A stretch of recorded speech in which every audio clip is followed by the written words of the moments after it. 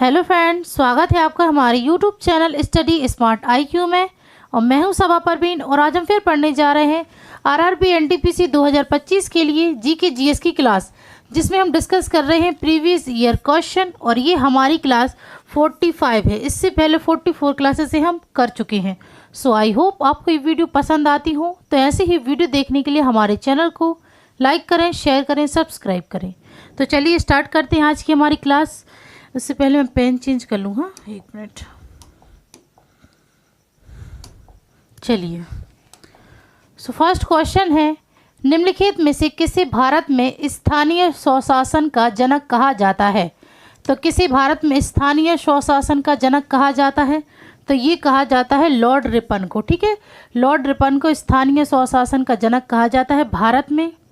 Lord Ripon ये भारत के viceroy थे। कब से कब तक? तो ये 1880 से 1884 तक ये भारत के वायसराय रहे। ठीक है, लॉर्ड रिपन ने अपने कार्यकाल में वर्नाक्यूलर प्रेस एक्ट को रद्द कर दिया था। ठीक है ना, वर्नाक्यूलर प्रेस एक्ट को इन्होंने अपने कार्यकाल में रद्द कर दिया था। और इन्होंने शिक्षा पर हंटर आयोग को गठित किया। ठीक है ना, शिक्षा पर इन्होंने हंटर आयोग को गठित किया था। और इन्होंने पहला कारखाना अधिनियम पारित किया था। ठीक है ना, पहला कारखाना अधिनियम पारित किया था 1881 में। ठीक है ना, लॉर्ड रिपन ने। फिर बात करें लॉर्ड मेयो की, तो लॉर्ड मेयो के कार्यकाल में पहली जनगणना करवाई गई थी। ठीक है ना, पहली जनगणना करवाई गई थी लॉर्ड मेयो के कार्यकाल में। फिर बात करें लॉर्ड कर्जन की, तो इनके कार्यकाल में 1905 को बंगाल का विभाजन हुआ था। ठीक है ना, बंगाल का विभाजन करवाया था किसने? लॉर्ड कर्जन ने, इनके अपने कार्यकाल में। ठीक है, चलिए नेक्स्ट है। नेक्स्ट है, गुप्त साम्राज्य के निम्नलिखित में से कौन सा राजा एक अच्छा वीणा वादक भी था? तो गुप्त साम्राज्य की कौन सा राजा है जो एक अच्छा वीणा वादक था? तो ये थे समुद्रगुप्त। ठीक है, तो राइट आंसर है इसका ऑप्शन बी, समुद्रगुप्त। ये एक अच्छे वीणा वादक थे और इन्हें कविराज की उपाधि भी प्राप्त हुई थी। ठीक है ना, कविराज की उपाधि इन्हें मिली थी समुद्रगुप्त को। ठीक है, समुद्रगुप्त को भारत का नेपोलियन भी कहा जाता है। ठीक है ना, भारत का नेपोलियन भी कहा जाता है समुद्रगुप्त को। ठीक है, और समुद्रगुप्त ये चंद्रगुप्त प्रथम के पुत्र थे। ठीक है, चंद्रगुप्त प्रथम के ये पुत्र थे समुद्रगुप्त। और समुद्रगुप्त एक महान शासक था। ठीक है ना, महान सुल्तान था ये समुद्रगुप्त। और इसके काल को स्वर्ण युग का प्रारंभ माना जाता है। ठीक है ना, स्वर्ण युग का प्रारंभ माना जाता है इसके कार्यकाल को। ठीक है ना, समुद्रगुप्त के। फिर बात करें चंद्रगुप्त विक्रमादित्य, तो जो चंद्रगुप्त द्वितीय हैं इन्हें ही विक्रमादित्य के नाम से जाना जाता है। ठीक है ना, चंद्रगुप्त द्वितीय हैं जो इन्हें विक्रमादित्य के नाम से जाना जाता है। और ये समुद्रगुप्त के बेटे हैं। ठीक है ना, चंद्रगुप्त द्वितीय। फिर बात करें चंद्रगुप्त प्रथम की, तो चंद्रगुप्त प्रथम यह गुप्त साम्राज्य का असली संस्थापक माना जाता है। ठीक है ना, गुप्त साम्राज्य का असली संस्थापक माना जाता है चंद्रगुप्त प्रथम को। ठीक है, फिर बात करें कुमारगुप्त प्रथम, तो यह गुप्त साम्राज्य के शासक थे और इन्होंने नालंदा विश्वविद्यालय की स्थापना की थी। ठीक है, इन्होंने नालंदा विश्वविद्यालय की स्थापना की थी कुमारगुप्त प्रथम ने। ठीक है, चलिए नेक्स्ट है, निम्नलिखित में से किसने अजमेर में 2.5 दिन का झोपड़ा बनवाया था? तो 2.5 दिन का झोपड़ा अजमेर में किसने बनवाया था? तो ये बनवाया था कुतुबुद्दीन ऐबक ने। ठीक है ना, कुतुबुद्दीन ऐबक ने अजमेर में 2.5 दिन का झोपड़ा बनवाया था। और इन्होंने कई और अन्य इमारतें बनवाई, जिसमें से कुतुब मीनार,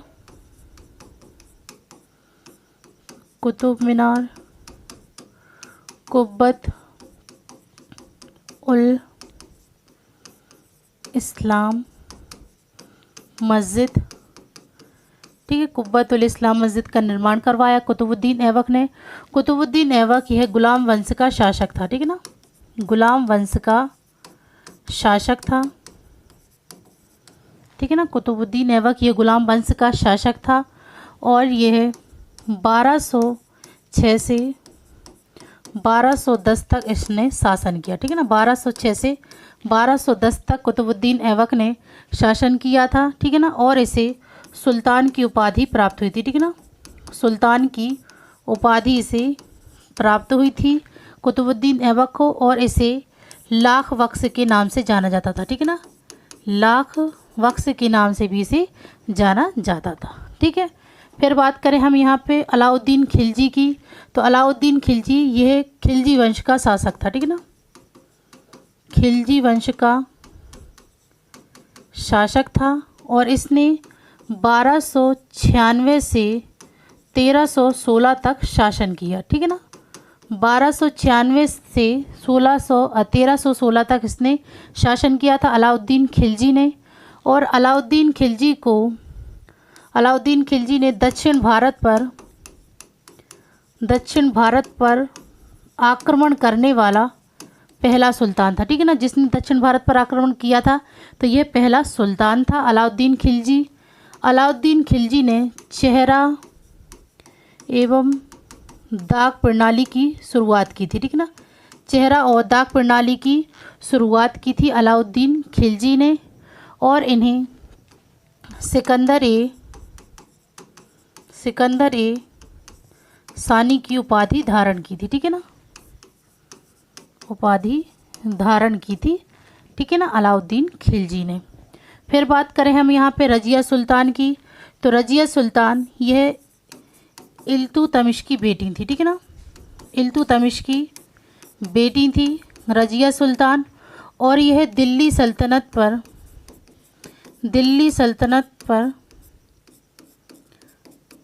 सल्तनत के शासक पर राज करने वाली पहली और एकमात्र महिला थी, ठीक है ना, पहली और एकमात्र महिला शासक थी जिन्होंने दिल्ली पर शासन किया था, ठीक है ना। और ये इल्तुतमिश की बेटी थी। उन्होंने 1236 से 1240 तक शासन किया था, ठीक है, रजिया सुल्तान ने। फिर बात करें नूरजहाँ की, तो नूरजहाँ ये जहांगीर की पत्नी थी, ठीक है ना, जहांगीर की पत्नी बेगम थी नूरजहाँ, ठीक है ना, ठीक है, नूरजहाँ। चलिए नेक्स्ट है कान्हा टाइगर रिजर्व कहाँ है। कान्हा टाइगर रिजर्व ये कहाँ पर है, तो यह है मध्य प्रदेश में, ठीक है ना, मध्य प्रदेश में यह स्थित है सतपुड़ा की मैकाल श्रेणी में, ठीक है ना।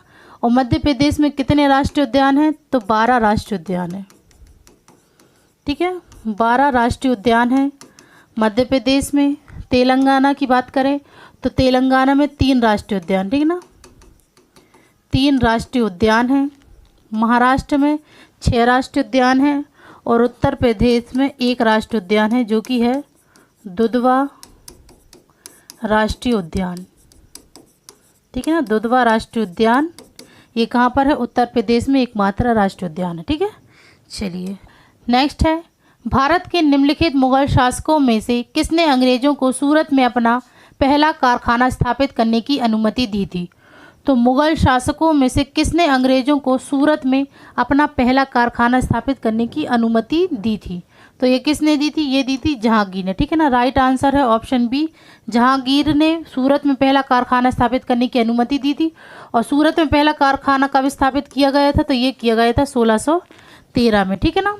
तो जहांगीर की बात करें तो जहांगीर ये अकबर का बेटा था, ठीक है, अकबर का बेटा था जहांगीर, और इसने न्याय की जंजीर बनवाई, ठीक है ना, न्याय की जंजीर बनवाई थी, ठीक है ना।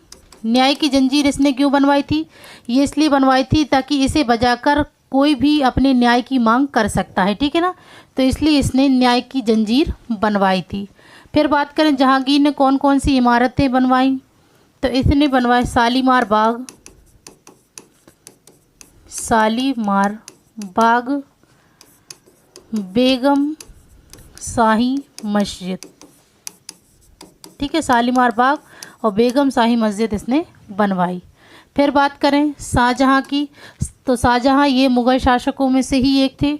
और शाहजहाँ ने कौन कौन सी इमारतें बनवाई थी? इमारतें तो शाहजहाँ ने बनवाई थी आगरा का ताजमहल। ठीक है ना, आगरा का ताजमहल इन्होंने बनवाया था मुमताज़ की याद में। ठीक है ना, फिर आगरा का किला, फिर आगरा के किला मोती मस्जिद। ठीक है ना, मोती मस्जिद ये इन्होंने बनवाई थी। ठीक है ना, शाहजहाँ ने। और शाहजहाँ ने ही दिल्ली का लाल किला, दिल्ली का लाल किला और दिल्ली में जामा मस्जिद बनवाई। ठीक है ना, दिल्ली में जामा मस्जिद बनवाई किसने? शाहजहाँ ने ही। ठीक है, फिर बात करें बहादुर शाह जफ़र की, तो बहादुर शाह जफ़र ये मुग़ल शासक के अंतिम शासक थे। ठीक है ना, आखिरी शासक थे। और इन्होंने 1857 के प्रथम स्वतंत्रता संग्राम में,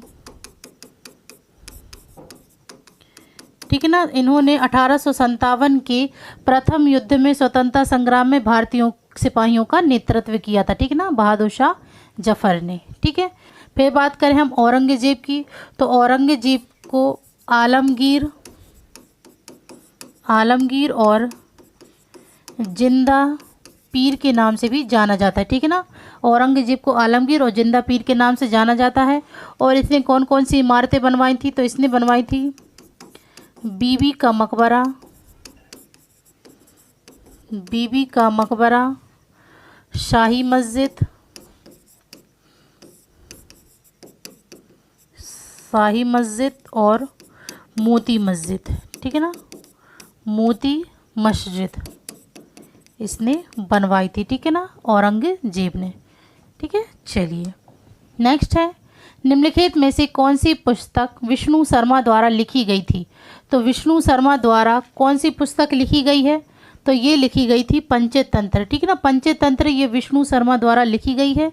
और पुस्तकों के बारे में बात करें तो राजतरंगिणी किसने लिखी? तो ये लिखी थी कलहन ने। ठीक है ना, कलहन ने राजतरंगिणी लिखी। अर्थशास्त्र किसकी रचना है? तो अर्थशास्त्र यह है चाणक्य की। ठीक है ना, चाणक्य की, जिन्हें कौटिल्य भी कहते हैं। फिर इंडिका ये किसकी पुस्तक है? तो ये है मेगास्थनीज की, मेगास्थनीज की पुस्तक है। कौन सी? इंडिका। ठीक है, चलिए नेक्स्ट है, भारत के राष्ट्रीय प्रतीक के नीचे अंकित सत्यमेव जयते शब्द कहाँ से लिया गया है? तो भारत के राष्ट्रीय प्रतीक के नीचे अंकित सत्यमेव जयते शब्द ये कहाँ से लिया गया है? तो ये लिया गया है मुंडका उपनिषद से। ठीक है ना, राइट आंसर है ऑप्शन ए, मुंडका उपनिषद से ये लिए गए हैं।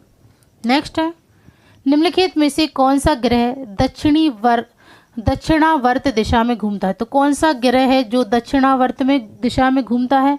तो ये है शुक्र ग्रह। ठीक है, राइट आंसर है ऑप्शन ए, शुक्र ग्रह। इसे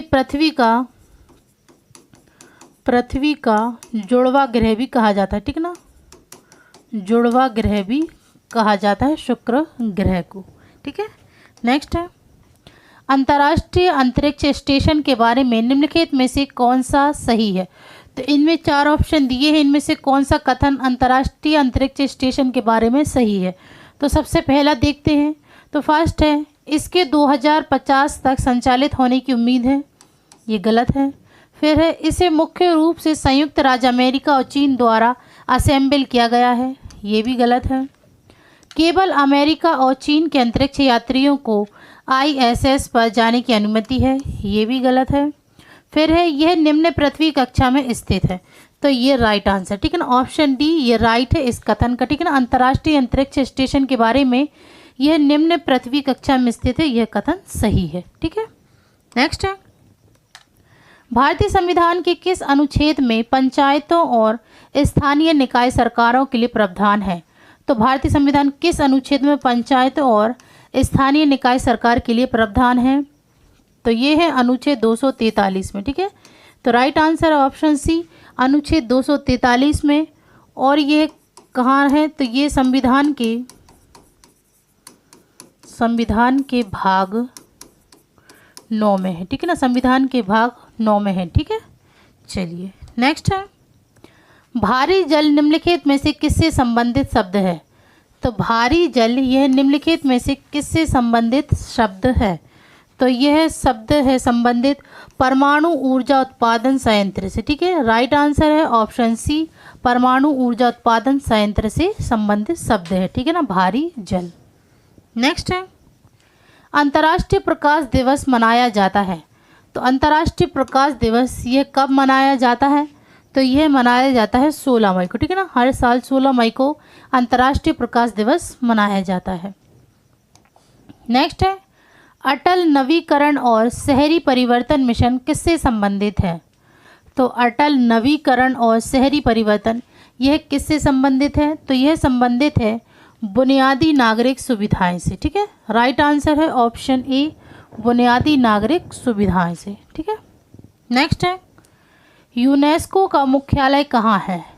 तो यूनेस्को का मुख्यालय कहाँ पर स्थित है? तो यह स्थित है पेरिस में, ठीक है ना, पेरिस फ्रांस में यह स्थित है। और इसकी स्थापना कब हुई थी या इसका गठन कब हुआ था? तो ये हुआ था 1945 में, ठीक है ना, 1945 में इसकी स्थापना हुई थी। नेक्स्ट है, भारत छोड़ो आंदोलन की शुरुआत कहाँ हुई थी? भारत छोड़ो आंदोलन की शुरुआत कहाँ हुई थी? तो ये हुई थी बॉम्बे में, ठीक है, बॉम्बे में भारत छोड़ो आंदोलन की शुरुआत हुई थी। कब हुई थी? तो ये हुई थी 1942 में, ठीक है ना, 1942 में हुई थी। और ये महात्मा गांधी ने शुरुआत की थी, ठीक ना, महात्मा गांधी ने इसकी शुरुआत की थी, ठीक है ना, भारत छोड़ो आंदोलन की, ठीक है। नेक्स्ट है, हमारा सौर मंडल किस आकाश गंगा का हिस्सा है? तो हमारा सौर मंडल यह किस आकाश गंगा का हिस्सा है? तो ये है मिल्की वे का, ठीक है। तो राइट आंसर है ऑप्शन सी, मिल्की वे, ठीक है, ये हमारे सौर मंडल के आकाश गंगा का हिस्सा है। नेक्स्ट है, रविंद्रनाथ टैगोर ने अपनी नाइटहुड की पदवी क्यों छोड़ दी? तो रविंद्रनाथ टैगोर ने अपनी नाइटहुड की पदवी या उपाधि ये क्यों छोड़ दी थी? तो ये छोड़ दी थी इन्होंने जलियांवाला बाग त्रासदी के कारण, ठीक है। तो इसका राइट आंसर है ऑप्शन बी, जलियांवाला बाग त्रासदी से नाराज होकर रविंद्रनाथ टैगोर ने अपनी नाइटहुड की उपाधि छोड़ दी थी, ठीक है। तो ये जलियांवाला बाग त्रासदी कब हुआ था? तो ये हुआ था 13 अप्रैल 1919 को, ठीक है ना, 13 अप्रैल 1919 को ये हुआ था रॉलेट एक्ट के प्रभाव में, ठीक है ना, रॉलेट एक्ट का विरोध करने के लिए ये हुआ था, ठीक है ना, जलियांवाला बाग। कहाँ पर हुआ था ये? तो ये हुआ था अमृतसर में, अमृतसर पंजाब में ये हुआ था। कब? बैसाखी के दिन, वैशाखी के दिन ये हुआ था, ठीक है। फिर हम बात करें यहाँ पे रविंद्रनाथ टैगोर की, तो रविंद्रनाथ टैगोर को गुरुदेव के नाम से भी जाना जाता है, ठीक है ना, गुरुदेव के नाम से भी इन्हें जाना जाता है रविंद्रनाथ टैगोर को। और यह 1915 में साहित्य में नोबेल पुरस्कार प्राप्त करने वाले, यह 1915 में साहित्य में नोबेल पुरस्कार प्राप्त करने वाले पहले एशियाई, पहले गैर यूरोपीय और पहले भारतीय थे जिन्हें 1915 में साहित्य में नोबेल पुरस्कार प्राप्त हुआ था गीतांजलि पुस्तक के लिए, ठीक है ना, गीतांजलि पुस्तक के लिए, ठीक है। चलिए नेक्स्ट है, IMF और विश्व बैंक का गठन 1944 में हुआ था। इनका मुख्यालय किस शहर में स्थित है? तो IMF और विश्व बैंक का गठन जो कि 1944 में हुआ था, इसका मुख्यालय किस शहर में स्थित है? तो इसका मुख्यालय है वॉशिंगटन DC में, ठीक है। राइट आंसर है ऑप्शन डी, वॉशिंगटन DC में इसका मुख्यालय स्थित है। नेक्स्ट है, एशियाटिक सोसाइटी ऑफ बंगाल की स्थापना वर्ष में हुई थी। तो एशियाटिक सोसाइटी ऑफ बंगाल की स्थापना यह किस वर्ष में हुई थी? तो ये हुई थी 1764 में, ठीक है, 1764 में इसकी स्थापना हुई थी। राइट आंसर है ऑप्शन डी। नेक्स्ट है, कच्छ के महान रण के बारे में निम्नलिखित में से कौन सा कथन गलत है? तो कच्छ के महान रण के बारे में कौन सा कथन गलत है, ये हमें बताना है। ये 4 कथन है, इनमें से कौन सा गलत है कच्छ के महान रण के बारे में। तो सबसे पहला देखते हैं, यह कच्छी लोगों द्वारा बसा हुआ है, तो यह कथन तो सही है। यह थार रेगिस्तान में नमक का दलदल है, तो ये भी सही है। यह राजहंस बड़ी संख्या में घोंसले की ओर पलायन करते हैं, ये भी सही है। यह एक मीठे पानी की झील है, तो ये गलत है, ठीक है ना। कच्छ के महान रण के बारे में राइट आंसर है ऑप्शन डी कि यह एक मीठे पानी की झील है, ये वाला कथन इसमें गलत है, ठीक है। नेक्स्ट है, माइक्रोसॉफ्ट एक्सेल में एक वर्कबुक का एक संग्रह है, तो माइक्रोसॉफ्ट एक्सेल में एक वर्कबुक का जो संग्रह है वो क्या है, तो यह है एक वर्कशीट, ठीक है ना। राइट आंसर है ऑप्शन बी वर्कशीट, जो कि एक वर्कबुक का संग्रह है। नेक्स्ट है, इकोलॉजी शब्द किसने गढ़ा। इकोलॉजी शब्द यह किसने गढ़ा था, तो यह गढ़ा था अंसर्ट हैकेल ने, ठीक है। राइट आंसर है ऑप्शन सी अंसर्ट हैकेल ने यह शब्द गढ़ा था। नेक्स्ट है, विश्व पर्यावरण दिवस प्रतिवर्ष डैश को मनाया जाता है, तो विश्व पर्यावरण दिवस ये हर साल कब मनाया जाता है, तो ये मनाया जाता है 5 जून को, ठीक है।